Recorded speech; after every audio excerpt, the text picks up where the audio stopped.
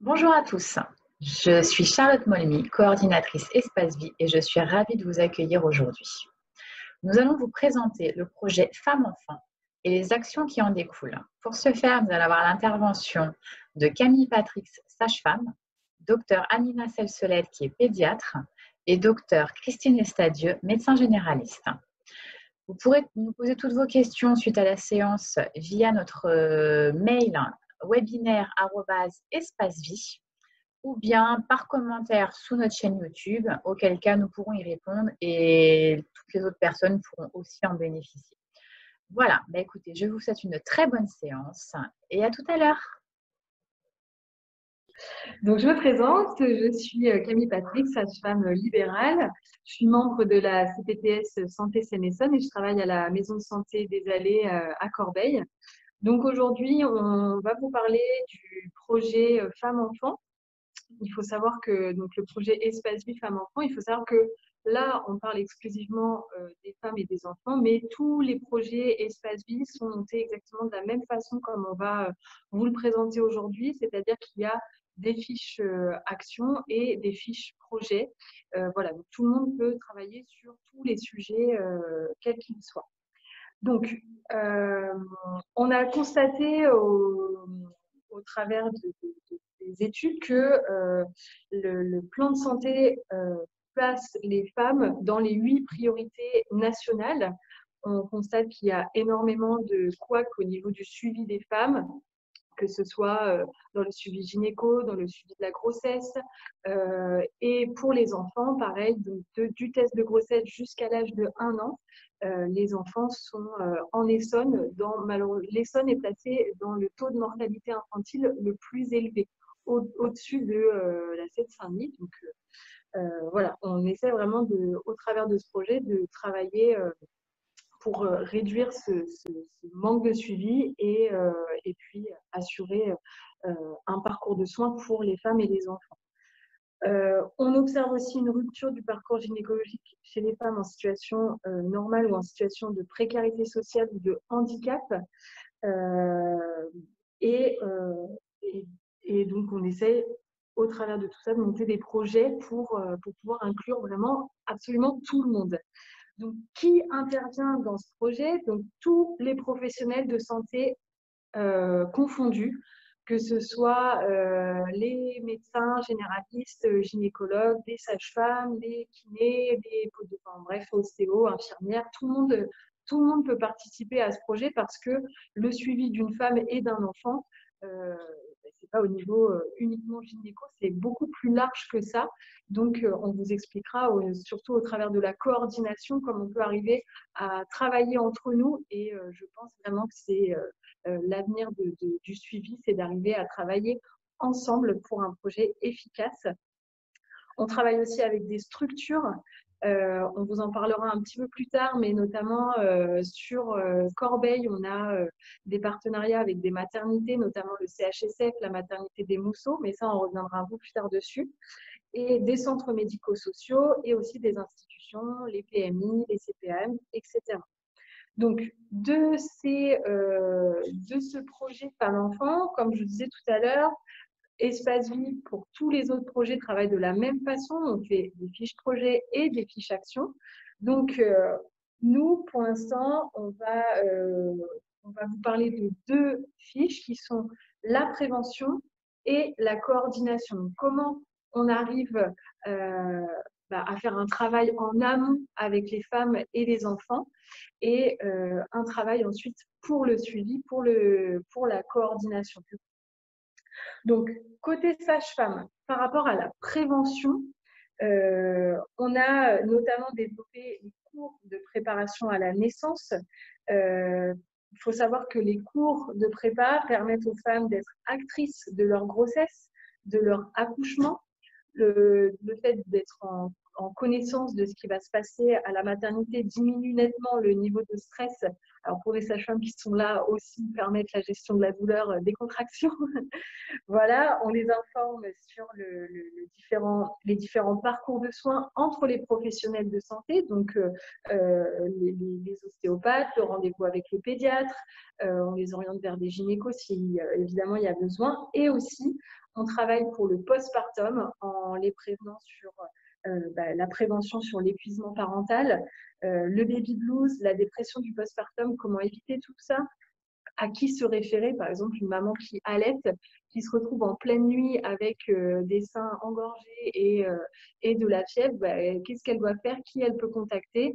Souvent, elle va se tourner vers sa sage-femme, mais voilà, c'est pas toujours évident pour elle d'avoir un suivi logique et facile pour elle. Donc, voilà pour le côté sage-femme.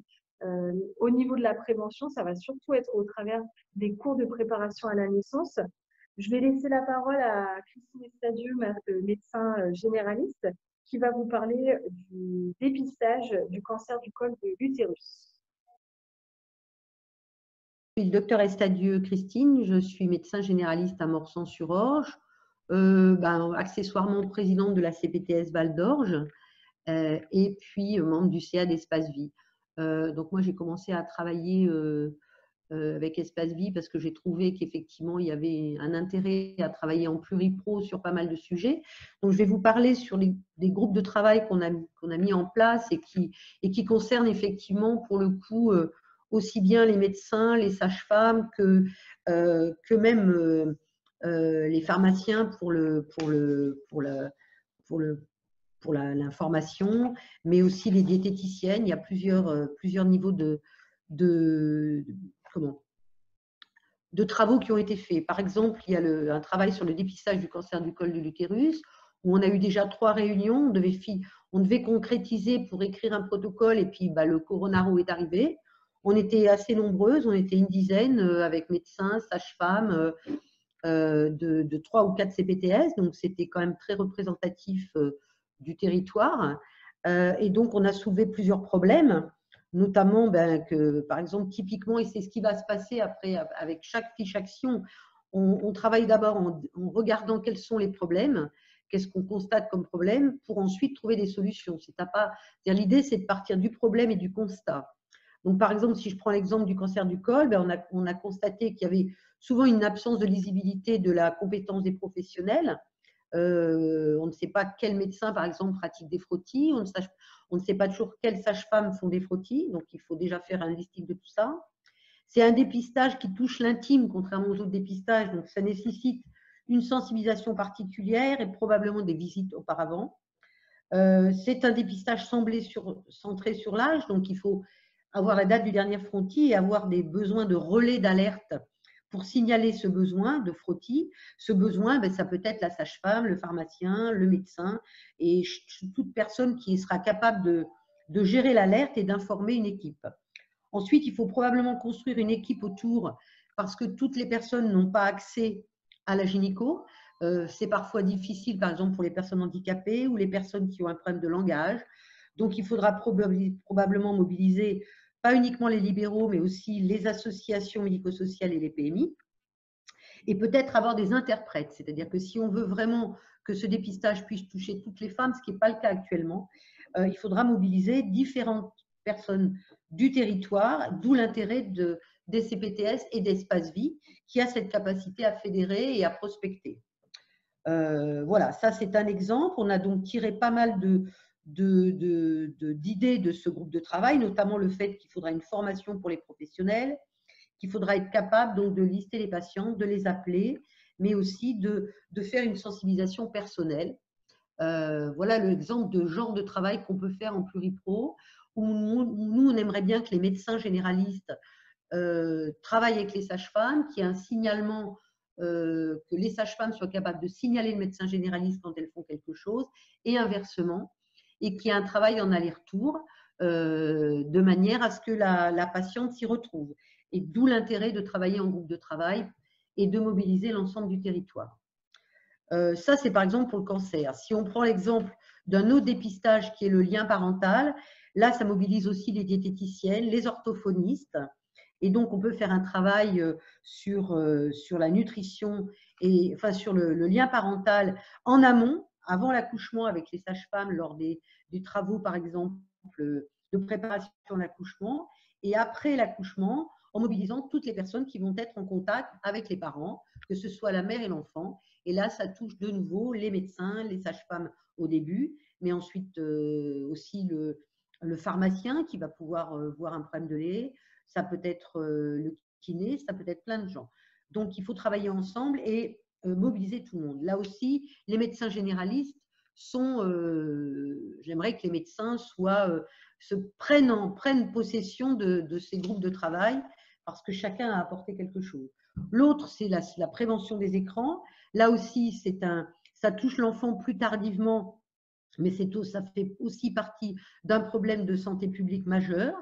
Donc, avant l'accouchement, on peut informer les parents et après l'accouchement, toute personne qui en contracte l'enfant sera efficace. On peut créer par exemple des ateliers en PMI, en crèche et par exemple utiliser tous les personnels de santé volontaires et les médecins peuvent faire partie des équipes comme les sages-femmes ou comme d'autres professionnels qui seraient intéressés.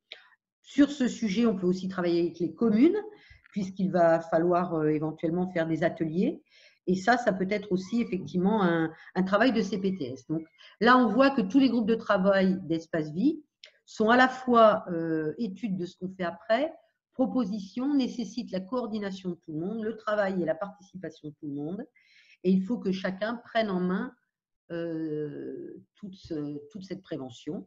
On ne peut pas faire ça tout seul dans son coin, les sages-femmes d'un côté, les médecins de l'autre, les pharmaciens de l'autre, les orthophonistes de l'autre. Ça nécessite vraiment un travail pluripro. Voilà, j'espère que je vous ai un petit peu résumé l'ambiance que l'on veut créer pour travailler et vous avoir donné envie de venir travailler avec nous. Et évidemment avec toute autre personne qui n'est peut-être pas d'Espace Vie, mais qui a envie de travailler avec nous. Voilà, je passe la parole au suivant. Voilà, donc nous allons passer la parole à Dr Amina Selselette. Amina, c'est à toi. Oui, donc bonjour, je suis le docteur Amina Selselette, je suis pédiatre à la lycée Elisabeth de Corbeil, donc membre de la CPTS Santé Saine Essonne d'Espace Vie. Donc au sein d'Espace Vie, on voudrait développer 3 axes de prévention infantile. Le premier étant axé sur le dépistage précoce de l'obésité infantile et sa prévention. Et le deuxième étant sur la surexposition aux écrans, axe sur lequel déjà les sages-femmes, orthophonistes et nous-mêmes travaillons déjà depuis un petit moment et sur lesquels on collabore déjà. Et le troisième axe, c'est donc la vaccination, surtout la vaccination anti-rougeoleuse, avec notamment l'épidémie de rougeole là, qui est un peu grandissante en ce moment, dans ce contexte déjà très compliqué et fragilisé par le Covid. Voilà.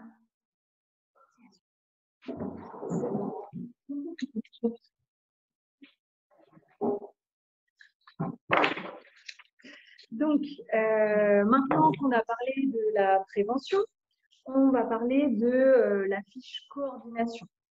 Donc, on a réussi à cibler quelques problèmes, une petite part des problèmes que peuvent rencontrer effectivement les femmes et les enfants sur le suivi. Maintenant, comment on peut arriver à mettre en place une coordination entre les professionnels, parce que bien évidemment c'est ça qui va je ne sais pas si on m'entend. Oui, c'est bon. Oui, c'est bon. Donc c'est la coordination entre les professionnels, entre eux, entre les structures et les professionnels, qui va permettre d'avoir une avancée considérable sur le suivi, l'efficacité des femmes et des enfants. Donc, il faut savoir que le but principal de la coordination, c'est de veiller à assurer un suivi efficient de la grossesse pour toutes les femmes dès le début de grossesse et ce, jusqu'à l'accouchement. Donc, le plan d'action, il commence en premier lieu, en tout cas pour les femmes enceintes, par une inscription dans la maternité selon les recommandations de l'HAS. C'est-à-dire qu'on a des hôpitaux de type 1, de type 2, de type 3, et il est primordial que les femmes commencent à s'inscrire dans la maternité qui est adaptée à leur suivi de grossesse. Les maternités de type 3, comme ici le CHSF à Corbeil, se trouvent littéralement assaillies de demandes et débordées par des grossesses qui sont à la fois physiologiques mais aussi pathologiques, et du coup les grossesses pathologiques se retrouvent avec un suivi qui est un peu plus compliqué à mettre en place étant donné que l'hôpital est complètement débordé. Donc pour réorienter les patientes vers les bons hôpitaux, nous, sur le secteur de Corbeil-Essonnes, on a du coup le CHSF qui est un type 3, on a la maternité des Mousseaux qui est une clinique privée et qui est un type 1, et l'hôpital Claude Gallien aussi. Alors, le privé, ça peut faire un petit peu peur aux patients, notamment d'un point de vue financier, parce qu'on parlait aussi des femmes qui sont en situation de précarité sociale. Alors, il faut savoir qu'au sein d'Espace Vie, on a des partenariats avec les maternités, et donc notamment la clinique des Mousseaux, qui s'engage à ce que la patiente ait un reste à charge de 0. C'est-à-dire qu'il y a toute une organisation autour de ça. Il y a des sages-femmes coordinatrices qui font le lien entre nous et l'hôpital pour les mamans. Donc, à partir du moment où elles s'inscrivent sur Internet, elles sont reçues par une sage-femme des Mousseaux qui va leur expliquer comment ça se passe. Elles doivent juste se munir d'une attestation de mutuelle. Et donc, la clinique ne dépassera pas au-delà de ce que la mutuelle peut rembourser. Du coup, il y a un reste à charge pour la patiente qui est de 0. On a également des partenariats pour les patientes qui bénéficient des aides médicales à l'État, l'AME, de la CMU. Donc, vraiment, toute femme peut s'inscrire dans une maternité privée, ce qui fait qu'on a beaucoup plus de facilité à les rediriger vers ce genre de maternité qui peut effectivement refroidir au début par rapport au coût financier. Donc, ça, c'est pour un premier point au niveau de la coordination. Donc, répartir les femmes en fonction des recommandations HAS. Et grâce à ça… Oui, d'accord. Voilà, par rapport à leurs antécédents, par rapport à leur… ça, je vous ai déjà expliqué, par rapport au suivi de grossesse, si jamais on découvre une pathologie, quelle qu'elle soit, qu'elle puisse être réorientée. Donc, ça m'amène à vous parler du suivi qui peut changer en cours de route. On peut orienter une patiente vers une maternité de type 1 et nécessiter un suivi dans un type 3.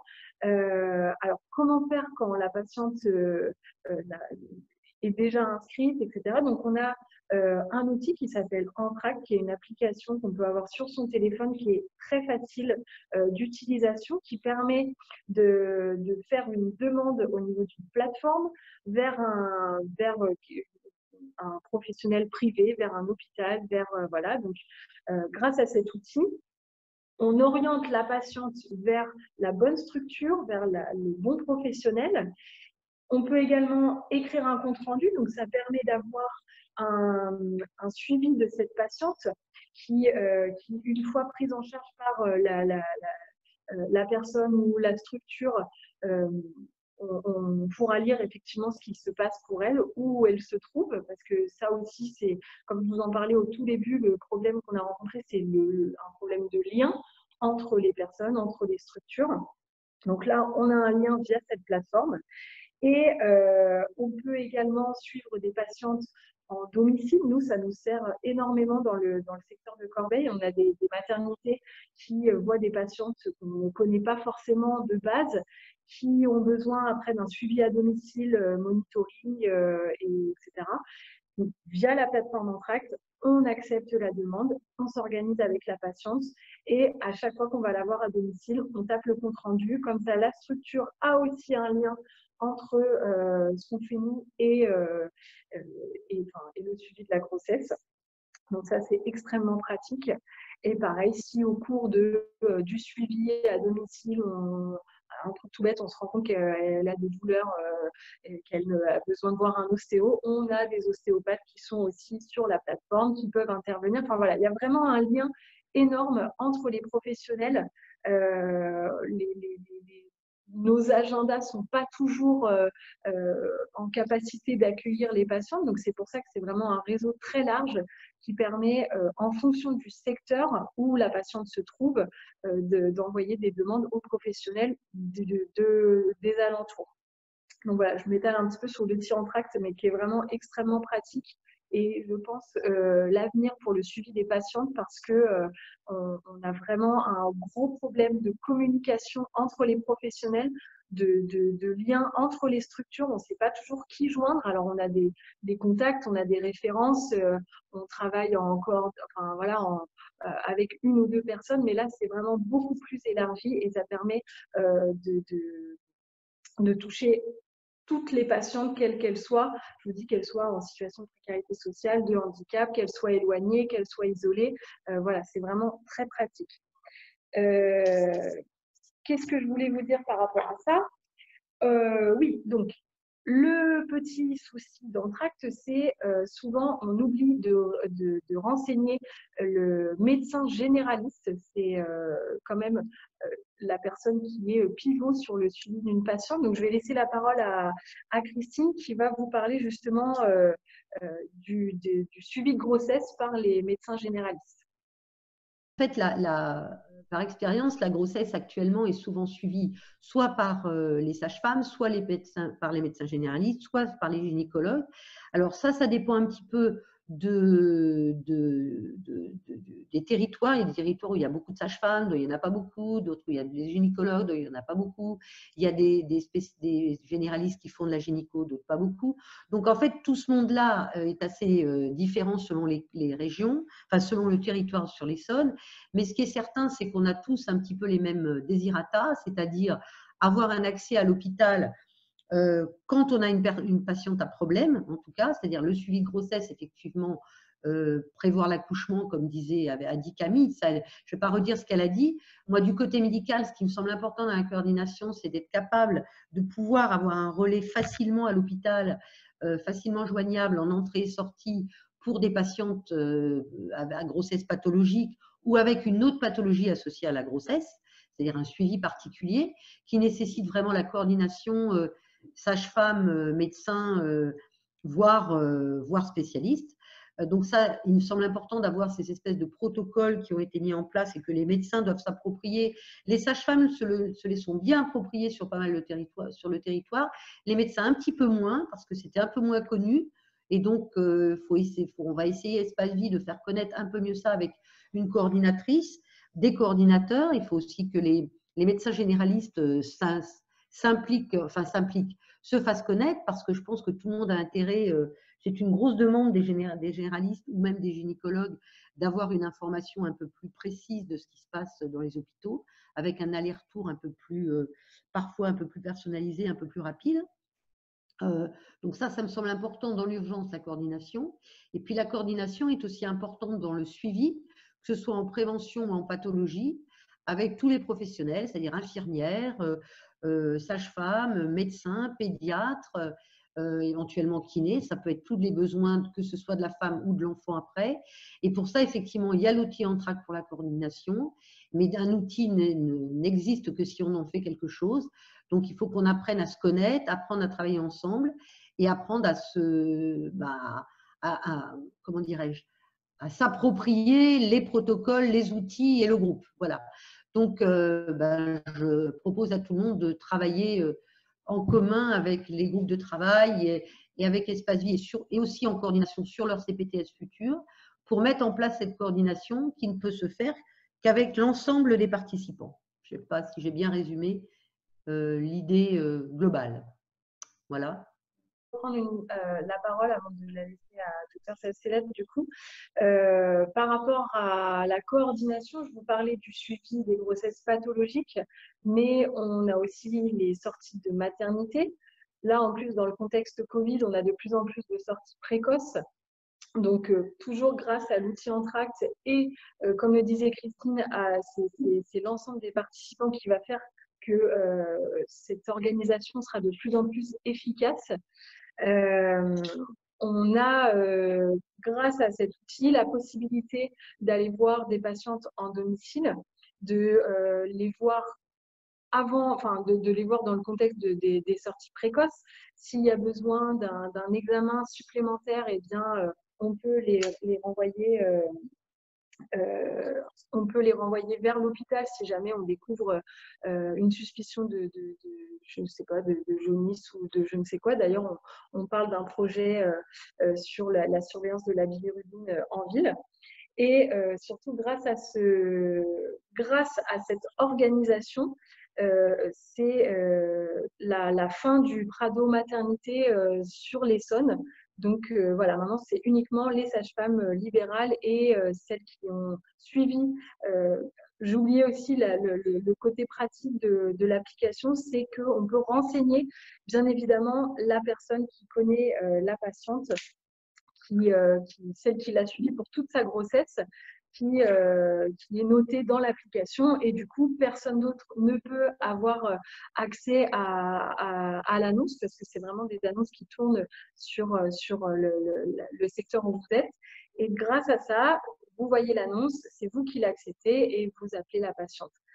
Pour 2020, le but, ce serait vraiment de transporter ce projet, transporter cette façon de travailler sur la France entière, parce que, encore une fois, l'avenir du libéral, l'avenir des professions de santé, c'est l'entraide entre les professionnels, qu'ils soient hospitaliers, qu'ils soient libéraux, c'est l'entraide entre les structures, et c'est grâce à ça qu'on arrivera à avoir un parcours de soins qui est logique, qui est structuré, et des femmes et des enfants. Pour ma part, je parle que de ce projet parce que je suis sage-femme, mais bien sûr, ça touche tout type de personnes.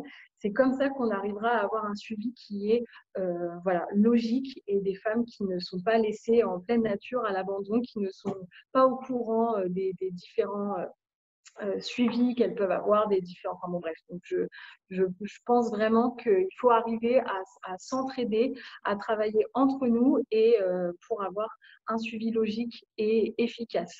Je me répète un peu, je crois, mais c'est pas grave. Je laisse du coup la parole à Amina pour vous parler de la coordination pour les enfants.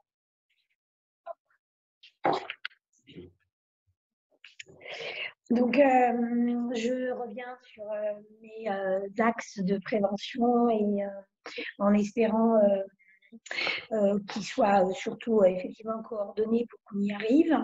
Donc, concernant l'obésité, on souhaite dans Espace Vie que la prise en charge soit donc précoce.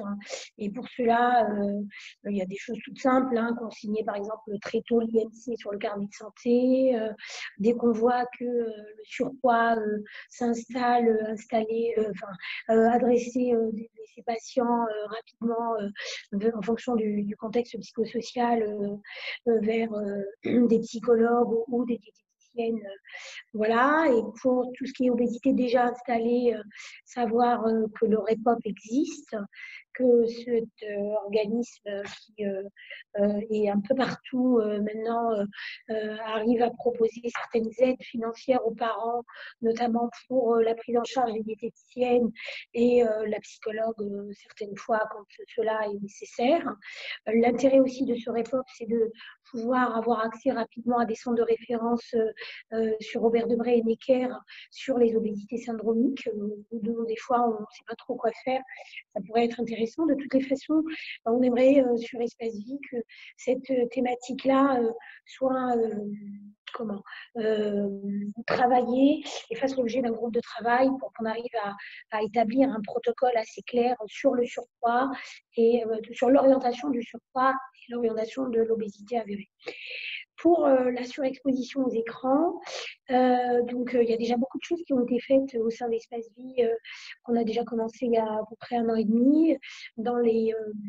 D'abord, on avait commencé par des cafés poussettes. Après, on a fait ça sur sur les cours de prépa des sages-femmes, où on arrivait parce qu'il faut savoir que quand même la surexposition aux écrans est d'abord un problème parental et qui est superposé aux enfants après. Donc, et cette surexposition aux écrans, quand il faut la prévenir avant qu'elle s'installe. Et pour ça, on a organisé plusieurs ateliers avec les sages-femmes, les orthophonistes et les médecins. On a déjà bien avancé. On aimerait bien si il y a d'autres groupes ou d'autres donc on superpose ça on transmette ça vers d'autres groupes si vous souhaitent travailler dessus. Voilà. Et enfin, pour la vaccination, on voit encore beaucoup d'enfants qui malheureusement ne sont pas correctement vaccinés contre la rougeole et la méningite. Il y en a encore beaucoup. Donc, on souhaite on essaye d'essayer d'harmoniser ces retards, cette prise en charge du retard vaccinal, qui n'est pas vraiment un retard, mais une mise à jour, un retard de mise à jour vaccinale au niveau de la rougeole, afin qu'on sensibilise un plus grand nombre de patients déjà et de professionnels surtout sur la nécessité du rappel vaccinal de la rougeole pour optimiser la protection anti-rougeoleuse qui commence à devenir de plus en plus préoccupante. Voilà. Du coup, est-ce que Christine, tu voulais rajouter Oui, je veux bien. En fait, c'est par rapport à ce que vous disiez. C'est pour ça qu'en fait, toute personne qui… il y a quelqu'un qui a posé la question tout à l'heure, est-ce que n'importe qui peut venir aux ateliers travailler? Évidemment, c'est-à-dire qu'en fait, ce sont des ateliers qui ont été créés au départ, on n'était pas très nombreux, mais plus ça va, et notamment avec les CPTS, on va être amené à avoir d'autres informations, d'autres remontées de chaque partie du territoire. Et donc, c'est important de faire aussi un travail avec le plus de professionnels possible, qui représentent le plus possible le territoire, avec effectivement après l'idée d'en sortir un projet commun pour éviter de refaire 50 fois la même chose, faciliter notamment dans ces cas-là le travail, par exemple, sur la coordination de l'hôpital. Si tout le monde arrive à faire un projet commun, ben, l'hôpital, pour les entrées-sorties, ça sera plus simple. Il y a déjà des protocoles qui ont été écrits avec Longjumeau, avec Arpajon, avec le Sud francilien, pour les entrées-sorties d'hospitalisation, comme disait Camille, sur les sorties qui remplacent le Prado. Mais ça peut aussi être fait avec les PMI, avec avec l'ensemble des médecins pour les autres sujets évoqués. L'idée, c'est de mutualiser, de faire gagner un peu du temps à tout le monde et que chacun y trouve son compte avec vraiment, surtout le patient, c'est-à-dire que ça se soit établi assez rapidement, qu'on arrive assez rapidement à se mettre tous ensemble au travail pour que les patients s'y retrouvent et arrêtent de courir un peu partout après l'un après l'autre et avec des suivis qui ne sont pas toujours parfaits. Parce qu'en fait, on n'a pas mis tous les moyens possibles, alors qu'il y a les compétences. Et je pense qu'en Essonne, on a tout ce qu'il faut à la fois pour la compétence et pour la structure et pour la dynamique. Voilà, c'était un peu ma conclusion. Donc, tout le monde est bienvenu, bien évidemment. Voilà. Voilà, en fait, c'est la conclusion que je voulais tirer de cette conférence. Donc, il faut savoir qu'évidemment, là, on vous a parlé de quelques éléments de projet. Tout le monde est le bienvenu. J'ai vu qu'il y avait une question pour savoir comment on pouvait être au courant des ateliers. Je vais laisser Charlotte vous donner les contacts Espace Vie, CPTS, coordination. Après, vous avez la page Facebook Espace Vie qui va aussi vous servir pour…